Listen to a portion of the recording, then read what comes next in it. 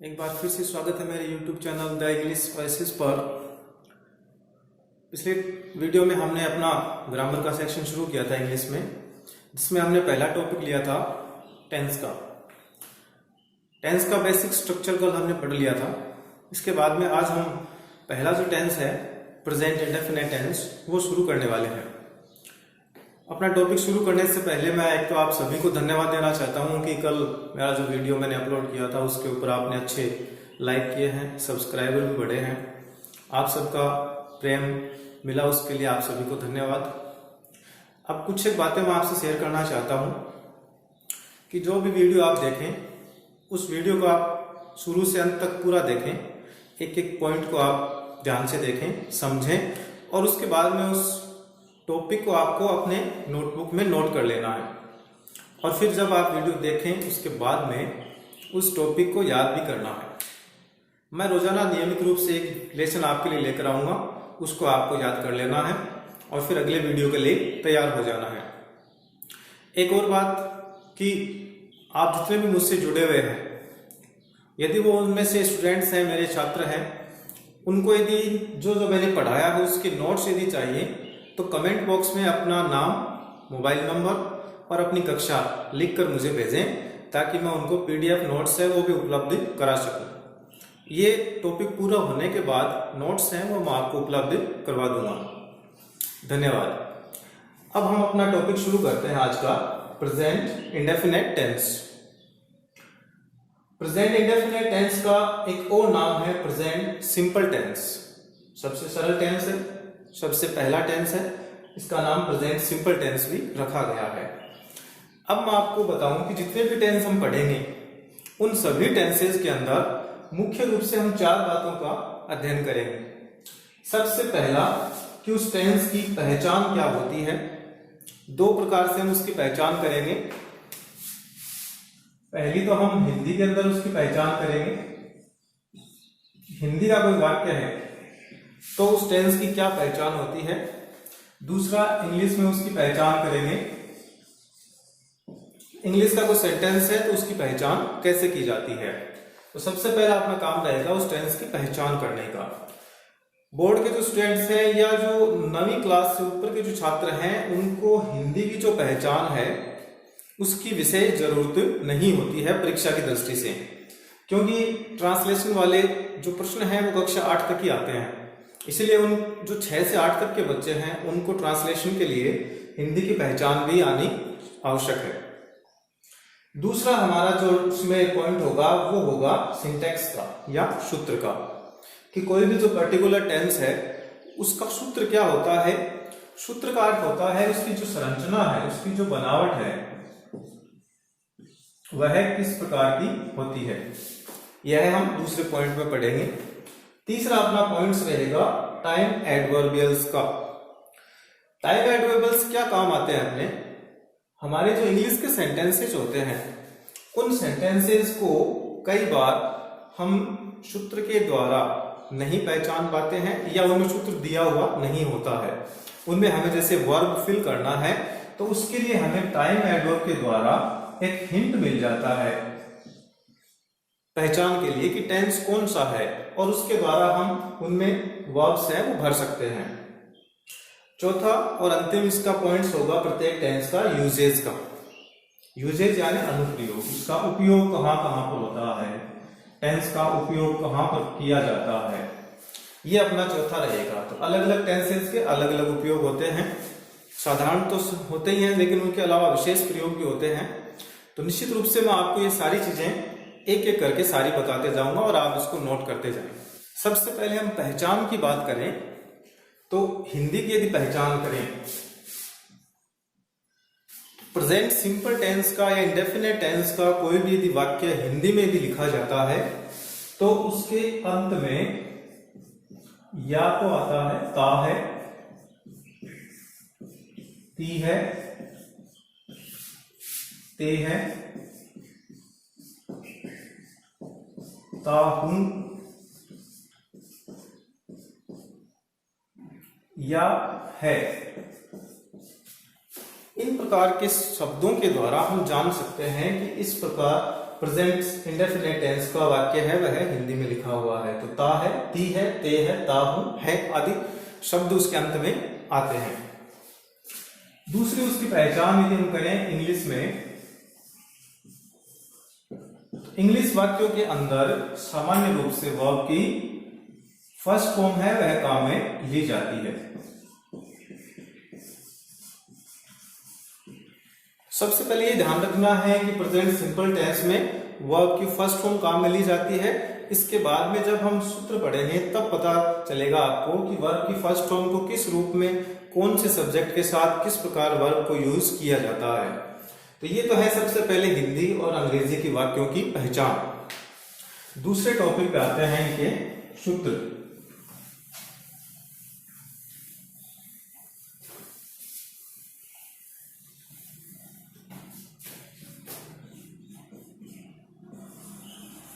Syntax भी कहा जाता है इसको, हिंदी में कहें तो इसको सूत्र कहा जाता है। प्रत्येक जो टेंस होगा उसका एक विशेष सूत्र होगा, सिंटैक्स होगा, जिसके द्वारा हम उस टेंस के वाक्यों का निर्माण कर सकते हैं। अब सबसे पहले मैं आपको बता दूं कि सूत्र लिखने के लिए हमें 3 चीजों की आवश्यकता होती है, सब्जेक्ट प्लस वर्ब और प्लस ऑब्जेक्ट। ये 3 चीजें हमारे पास हो तो सूत्र हमारा बन जाता है। प्रत्येक टेंस के अंदर इन तीनों चीजों को मिलाकर ही सूत्र बनाए जाएंगे। अब देखिए इसका पहला जो सूत्र होता है, पहला सूत्र हमेशा पॉजिटिव सेंटेंस आता है।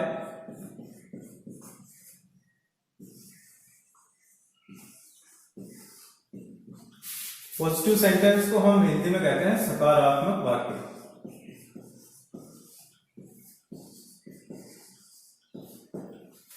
पॉजिटिव नाम भी इसका है, अफर्मेटिव भी है, असर्टिव भी है, इसके और भी नाम हैं। तो आपके लिए प्रश्न है कि पॉजिटिव सेंटेंस को और किस किस नाम से जाना जाता है, कृपया कमेंट बॉक्स में अपने जवाब जरूर लिखें।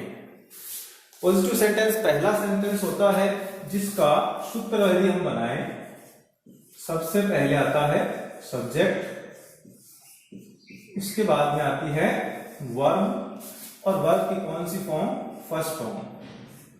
इसके साथ में एस या ईएस जोड़ा जाता है और साथ में आ जाता है फिर लास्ट में ऑब्जेक्ट। ये पॉजिटिव सेंटेंस का सबसे सरलतम सूत्र यहां पर प्रेजेंट इंडेफिनिट का आता है। इस प्रकार के वाक्यों में स्टेटमेंट आते हैं, वक्तव्य आते हैं, कथन आते हैं, सारे इसमें प्रस्तुत किए जाते हैं। दूसरे प्रकार का अपना जो सेंटेंस है वो है निगेटिव।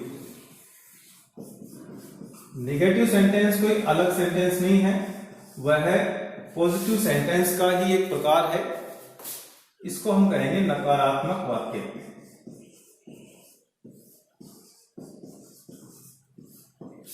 इसके अंदर नेगेटिव सेंटेंस बनाए जाते हैं किस किस की सहायता से, नो, नॉट और नेवर। लेकिन यहां पर जो हम सूत्र लिखेंगे वो हेल्पिंग ऑफ के साथ नोट आएगा, तो यहां पर हमें इसको काम में लेना है। सूत्र क्या होगा, सबसे पहले सब्जेक्ट, सब्जेक्ट के बाद में हेल्पिंग ऑफ आएगी डू या डज, उसके बाद में क्या लगेगा नॉट, और नोट के बाद में फिर से वर्ब की फर्स्ट फॉर्म और फिर आ जाएगा ऑब्जेक्ट। ये अपना होगा नेगेटिव सेंटेंस। यहां पर फर्स्ट में पॉजिटिव सेंटेंस में हेल्पिंग वर्ब्स नहीं होती हैं। एक तो पॉजिटिव सेंटेंस प्रेजेंट सिंपल का और एक पास्ट सिंपल, ये दो होते हैं जिनमें हेल्पिंग वर्ब पॉजिटिव सेंटेंस में नहीं आती है। लेकिन जैसे ही वाक्य नेगेटिव बनेगा तो यहां पर 2 हेल्पिंग वर्ब्स आ जाएगी। क्यों? क्योंकि नोट है वह कभी अकेला यूज नहीं होता है, नोट हमेशा हेल्पिंग वर्ब्स के साथ ही यूज होता है। नो है वो अकेला यूज हो सकता है, नेवर हो सकता है, लेकिन नोट हमेशा हेल्पिंग वर्ब्स के साथ ही यूज होता है। ये अपना सेकंड सेंटेंस हो गया नेगेटिव सेंटेंस, नकारात्मक वाक्य। थर्ड वाला अपना है interrogative sentence. Interrogative sentence Hindi में इसको कहें तो प्रश्नवाचक वाक्य।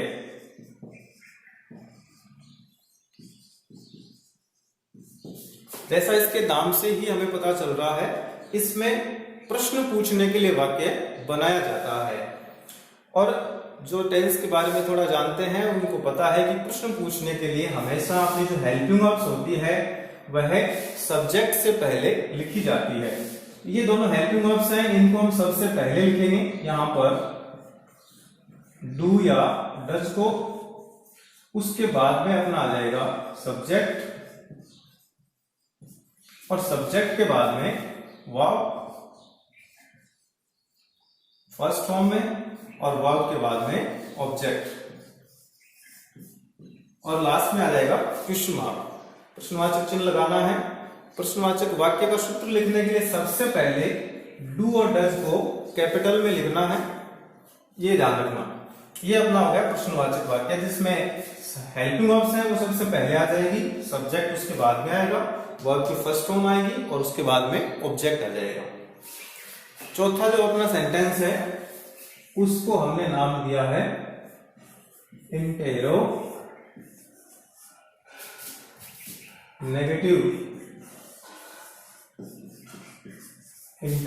सेंटेंस। इंटेरोगेटिव यानी प्रश्न भी है, नकारात्मक भी है। तो नाम क्या हो जाएगा? प्रश्न नकारात्मक वाक्य। इसमें प्रश्न भी पूछा जाएगा, नकारात्मक भी। यह कोई अलग से सेंटेंस नहीं है, यह इंटेरोगेटिव सेंटेंस का ही एक भाग है जिसको हमने नेगेटिव बनाया है। जैसे सबसे पहले आएगा डू डज, उसके बाद में सब्जेक्ट, सब्जेक्ट के बाद में नोट, नोट के बाद में अपनी जो वर्ब्स आएगी फर्स्ट फॉर्म में, और उसके बाद में आएगा ऑब्जेक्ट, लास्ट में आ जाएगा क्वेश्चन मार्क। इसमें इतना ही करना है अपने को कि इंटेरोगेटिव सेंटेंस में केवल नोट और जोड़ देना है। ये तो सेम ही है, डू डज, सब्जेक्ट, वर्ब के फर्स्ट फॉर्म, ऑब्जेक्ट, लेकिन हमें सब्जेक्ट के बाद में नोट लगाना है। इस बात का आपको ध्यान रखना है कि नोट किसके बाद में आएगा? सब्जेक्ट के बाद में। ये तो 4 सेंटेंस आपको हर जगह लिखे हुए मिल जाएंगे। अब मैंने एक सेंटेंस इसमें और जोड़ दिया है क्योंकि वो भी कंपोजिशन में बार बार हमारे काम आता है। उस 5वें भाग को मैंने क्या कहा? WH word question.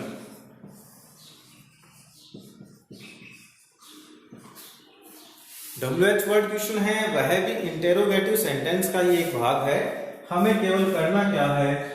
जो भी प्रश्नवाचक वाक्य है उसके शुरू में हमें WH वर्ड जोड़ देना है, और उसके बाद में पूरा का पूरा इंटेरोगेटिव सेंटेंस यहां पर लिख देना है। WH word, do does plus subject, subject के बाद में वर्ब की फर्स्ट फॉर्म और साथ में ऑब्जेक्ट। ये हो गया WH वर्ड। WH वर्ड की हमें आवश्यकता क्यों पड़ती है? क्योंकि जो इंटेरोगेटिव सेंटेंस होते हैं वो हमें केवल एक ही प्रश्न देता है, और वो है क्या। हमें और प्रश्नवाचक वाक्यों की जरूरत है, जैसे कैसे, कहां, कब, क्यों, कितना, कितने आदि। तो उसके लिए हमें WH वर्ड की आवश्यकता होती है। इसलिए हमने एक वाक्य यहीं पर साथ में ले लिया WH वर्ड का। तो ये WH वर्ड है वो में क्या कि अतिरिक्त जितने भी प्रश्नवाचक शब्द हैं उनको हमें प्रोवाइड करवा देगा। तो ये तो था स्ट्रक्चर इनका, सूत्रों के हिसाब से किस प्रकार 4-5 प्रकार के सूत्र हैं वो बनाए जाते हैं, और उनमें किस किस प्रकार की संरचनाएं होती है। तो आज की वीडियो में हम इतना ही पढ़ेंगे। अगला जो अपना पार्ट है टेंस का वह हम कल लेकर आएंगे। यदि आपको वीडियो पसंद आया तो इसको लाइक करें, ज्यादा से ज्यादा सब्सक्राइब करें, शेयर करें, और बेल के आइकन को जरूर दबाएं ताकि आपको नए वीडियो का नोटिफिकेशन मिलता रहे। धन्यवाद।